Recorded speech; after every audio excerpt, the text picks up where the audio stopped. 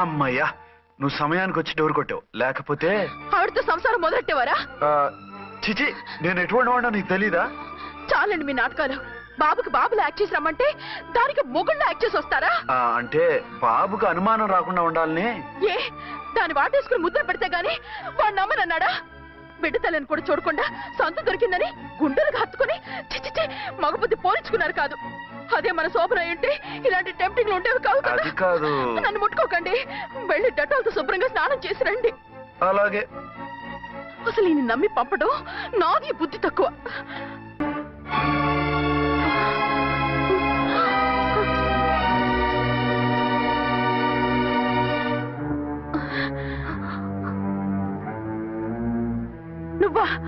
నువ్వు వేషాలు ఎందుకు వచ్చావు? నన్ను ఎందుకు మోసం చేశావు? సారీ, నిన్ను మోసం చేసింది వీడి కాదు, వారు. మా ఆయన ఎక్కడా? బైబిల్ మొత్తం చదివి ఏ సుప్రీం ఎవరని అడుగుతా వింటమ్మా. ఎంతకాలం నీ కొమ్మగుడు ఉన్నారనుకుని తెగ మురిసిపోయారు. కానీ మీరు కట్టుకున్నది పంచుకున్నది ఒకే ఒక మొగుణ్ణి, వారే వీరు.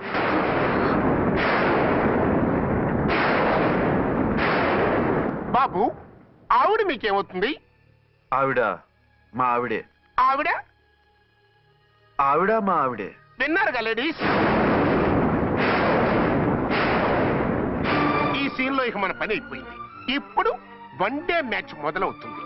టాస్ వేసుకుని ఎవరు బౌలింగ్ చెయ్యాలో ఎవరు బ్యాటింగ్ చెయ్యాలో వాళ్ళే డిసైడ్ చేసుకుంటారు. మనం గ్యాలరీలో కూర్చుని మ్యాచ్ చూద్దాం. పద. ఎందుకింత మోసం చేశారు? ఎందుకింత ద్రోహం చేశారు? నేను ఎవరిని మోసం చేయలేదు, ఎవరికి ద్రోహం చేయలేదు. పాపం, విధి ఆడిన వింత నాటకంలో ఆర్టిస్ట్ అయి ఉంటాడు. చెప్పండి, ఒక పెళ్లి చేసుకుని నన్నెందుకు రెండో పెళ్లి చేసుకున్నారు? మీకు భార్యగా నేను సరిపోలేదా? ఆవేశపడకుండా నేను చెప్పేది వినండి. నువ్వు చనిపోయావు అనుకుని అందరూ కలిసి నాకు బలవంతంగా పెళ్లి చేశారు. ఆ విషయం నాకెందుకు చెప్పలేదు? పెళ్ళయిందంటే నేను చేసుకోనన్నా చీకొడతానన్నా? నిజం దాచి పెళ్లి చేశారని నాకు మన పెళ్ళైన తర్వాత తెలిసింది. అప్పుడైనా మీరు చెప్పాలిగా, ఎందుకు చెప్పలేదు? చెప్తే నువ్వు మిమ్మల్ని వదిలేస్తానని భయపడి చెప్పలేదా? నన్ను వాడుకునే ఛాన్స్ మిస్ అవుతుందని చెప్పలేదు. Don't talk Ramesh. కొంతకాలం ఆగి చెప్తే చచ్చినట్టు పడుంటారు. ఎంచక్క ఇద్దరితోనూ సంసారం చేయొచ్చని ఆశపడ్డారా? అది కాదు అర్చన, నువ్వైనా నన్ను అర్థం చేసుకో. చచ్చిపోయాననుకుని తను చేసుకున్నారు అంటే మీ మనసులో నాకు స్థానం లేదు, నా మీద మీకు ప్రేమ లేదు. అదే మాట అర్చన. ఎస్, నా మీద ప్రేమే ఉంటే పెళ్లి చేసుకుందామనే ఆలోచన మీకు వచ్చి ఉండేది కాదు. మరో పెళ్లి చేసుకోరు. నేను చెప్పేది విను. నన్ను ముట్టుకోకండి. ఏ రోజైతే తన మెళ్ళో తాళి కట్టారో ఆ రోజే మన బంధం తెగిపోయింది. ఆ రోజే మీ అర్చన నిజంగా చచ్చిపోయింది. ఉండండి, తనతోనే ఉండండి, తన్నే భార్యం చేసుకోండి. నాకు కావాల్సింది శీలం చెడిన మగాడు కాదు, శీలం ఉన్న మొగుడు.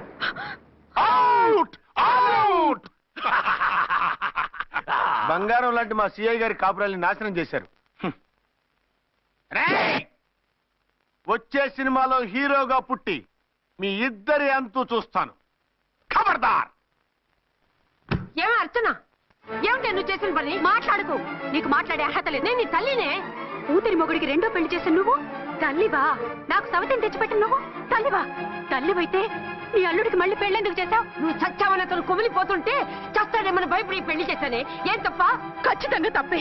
నాకే కన్నొక్కరా కాలొక్కరా, నాలో ఏ లాభం ఉందని, ఏం తక్కువ అని రెండో పెళ్లి వాడికి రెండో పెళ్ళంగా పడి ఉండాలి. అంటే జీవితాంతం మొగుడు లేకుండా బతుకుతావా? మొగతోడు లేకుండా ఉంటావా? ఏ మొగుడు లేకుండా బ్రతకలేనా? ఆడదానికైనా మొగుడు అవసరం, మగాడికి పెళ్ళ అవసరం లేదా? నేను ఇంకో మొగాడిని చేసుకుంటే అతను సహిస్తాడా, భరిస్తాడా? నోర్మై, మగాడికి ఆడదానికి పూలిగేట్. మగాడికి ఏమైనా కొమ్మలున్నాయా? స్పెషల్ గా పైనుండి ఊడి పడ్డాడా?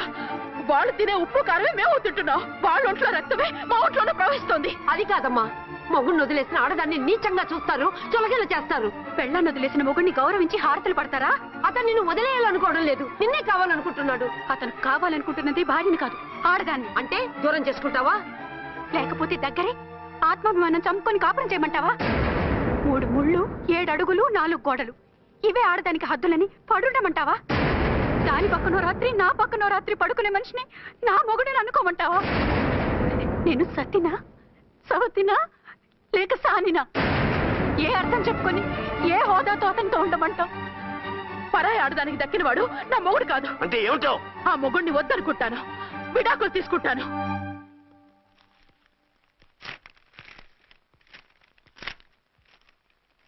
ఏమిట్రది? లాయర్ నోటీసులు. లాయర్ నోటీసులు ఎవరు పంపారు? నీ కోడళ్ళు. దేనికి? వాళ్ళకి విడాకులు కావాలంట.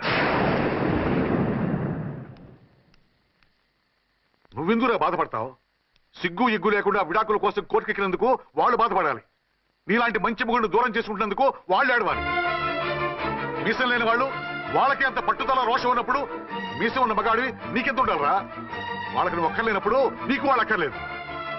ఇంతకాలం నువ్వు చెప్పింది నేను విన్నాను, ఇప్పుడు నేను చెప్పింది నువ్వు వినాలి. మొగుండి వదిలేసిన వాళ్ళకి మొగుడు తొట్టలేమో కానీ పెళ్ళాం వదిలేసిన మొగుడికి 1,00,000 మంది దొరుకుతారు. నువ్వు మళ్ళీ పెళ్లి చేసుకో. అప్పుడు గాని జనం నేల మీద ఉయ్యరు. ఊహించుకుని పనిచేసింది వాళ్ళురా. నువ్వు వాళ్ళని మర్చిపోలేక జీవితాంతం నరకలు అనిపిస్తుంటే చూసి ఆనందించాలని వాళ్ళ ప్లాన్. నువ్వు మళ్ళీ పెళ్లి చేసుకుంటే ఆ కుక్కలు చెప్పుతో కొట్టినట్టు అవుతుంది. అంటే ప్రతీకారం కోసం పెళ్లి చేసుకోమంటావా? లేకపోతే ఇంకా వాళ్ళకి ముగుండని వాళ్ళ ఫోటోలు పట్టుకుని కుళ్ళి కుళ్ళి ఏడుస్తావా? ఒక్కసారి చేసిన తప్పుకే నరకం అనుభవిస్తున్నాను. మళ్ళీ జీవితంలో అటువంటి పొరపాటు చేయను. పోనీ చెయ్యని పొరపాటు చెయ్యి, కొత్త వాడు చేసుకో.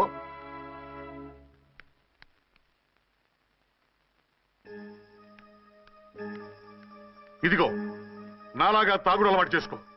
బాధల్ని బాధ్యతల్ని మర్చిపో. పెళ్ళాలు వదిలేసిన ముగుడని అవమానం పడే కంటే గౌరవంగా తాగుబోతు అనిపించుకో. అలాగే తండ్రిగా ఆనందిస్తాను. తీసుకో.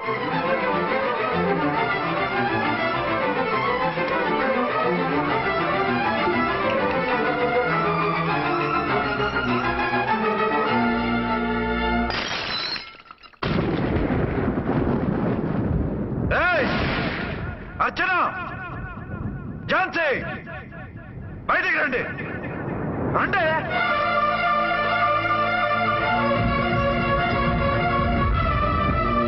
भाई और बहनों, देखो ये मेरा फर्स्ट पत्नी है. ఇది నా సెకండ్ పత్ని. ఏంటి ఆ లుక్లు? తాగొచ్చానా? నేను తాగలేదే, మీరే తాగించారు. తేగేదాకా తెచ్చారు, తాగేదాకా తీసుకొచ్చారు. నాకు విడాకులు ఇస్తారు. మనది పెళ్ళా పేకాట? ఆడినంతసేపు ఆడి మధ్యలో మిడిల్ డ్రాప్ చేయడానికి. అసలు నేను మీకేం ద్రోహం చేశాను? నువ్వు తిరిగి రాగానే on the spot first night cancel చేసుకుని నీ దగ్గర పరిగెత్తు రావడవా? ఇంకో మగాడు ఎవడైనా అయితే అలా వచ్చేస్తాడా? చెప్పను ఛాలెంజ్.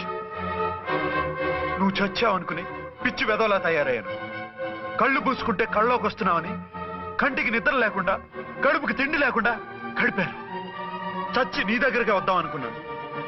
కానీ నా కన్న తల్లిని మర్చిపోలేక తాగుడికి అలవాటు పడ్డ మా నాన్న నా జీవితంలా నీ జీవితం కాకూడదురా, భార్య లేని లోటేంటో నేను చవి చూశాను, మళ్ళీ పెళ్లి చేసుకోరా అని బలవంతం చేస్తే చచ్చి కన్న తండ్రిని ఏడిపించలేక బతికి దీన్ని పెళ్లి చేసుకున్నానే తప్ప దీని రంగు పొంగు చూసి వెర్రెత్తి కాదు.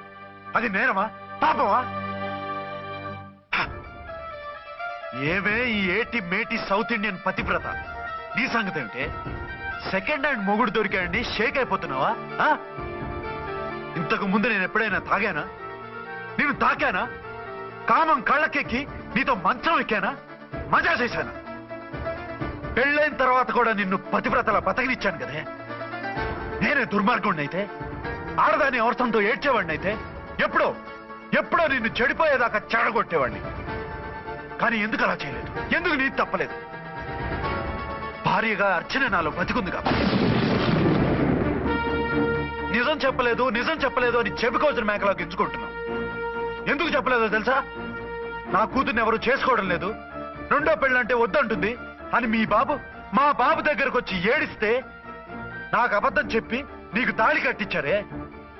20 ఏళ్లుగా కనీ పెంచిన నీ అబ్బే నీకు నిజం చెప్పినప్పుడు నేనెందుకు చెప్పాలి? అది బతికొచ్చిన తర్వాత మా వాళ్ళు నీకు నిజం చెప్పలేదని తెలిసింది.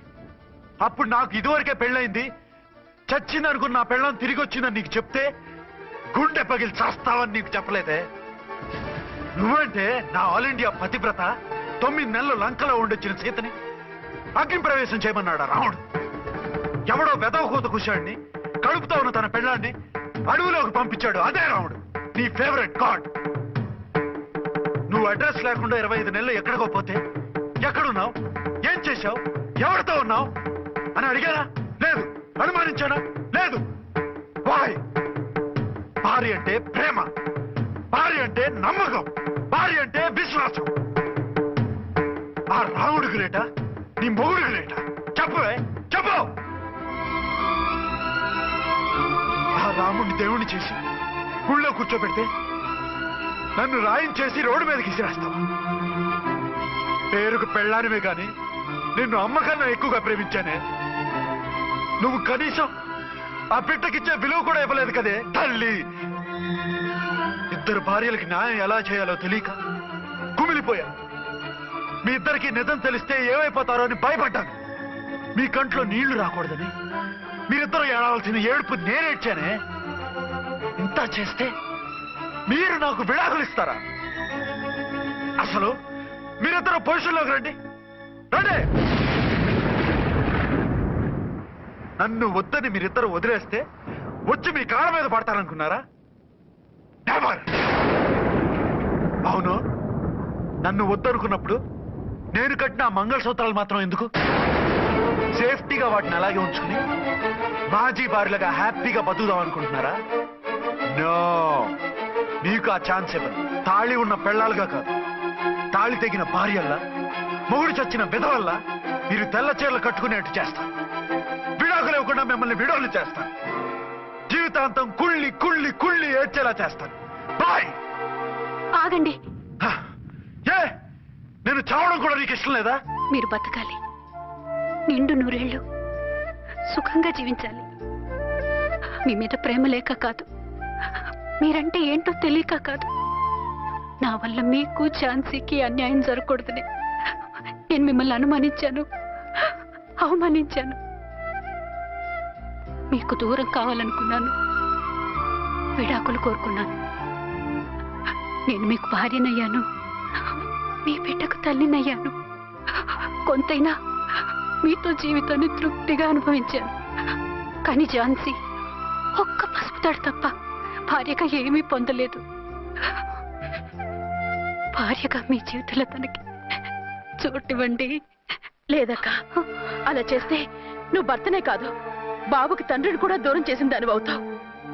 ఆయన మనస్ఫూర్తిగా ఇష్టపడి చేసుకుంది నిన్ను, ప్రేమించింది నిన్ను. ఆయన మనసులో నీకు తప్ప నాకు స్థానం లేదు. నువ్వు బలవంతంగా నన్ను భార్యని చేసినా మనిషిని సొంతం చేసుకోగలను గాని మనసును పంచుకోలేను. ఆ భార్య స్థానం ఎప్పటికీ నీదే. ఒకరి మీద ఒకరు ఇంత ప్రేమను పెట్టుకొని ఒకరి గురించి ఒకరు ఆలోచించి మీ జీవితాలని పాడు చేసుకోకండి. అక్క చెల్లెళ్ళలాగా కలిసిమెలిసి అతను సుఖపెట్టి మీరు సుఖంగా ఉండండి. క్షమించండి, నాకు భార్య అర్చనే కానీ ఝాన్సీ కాలేదు. అవునా? ఆయన ఎప్పటికీ శ్రీరామచంద్రుడిలాగానే ఉండాలి. ఆ రాముడికి సీత ఒక్కటే, ఆ సీత అక్కే. మరి నీ బతుకు? నేను మళ్ళీ పెళ్లి చేసుకుంటాను. నా గురించి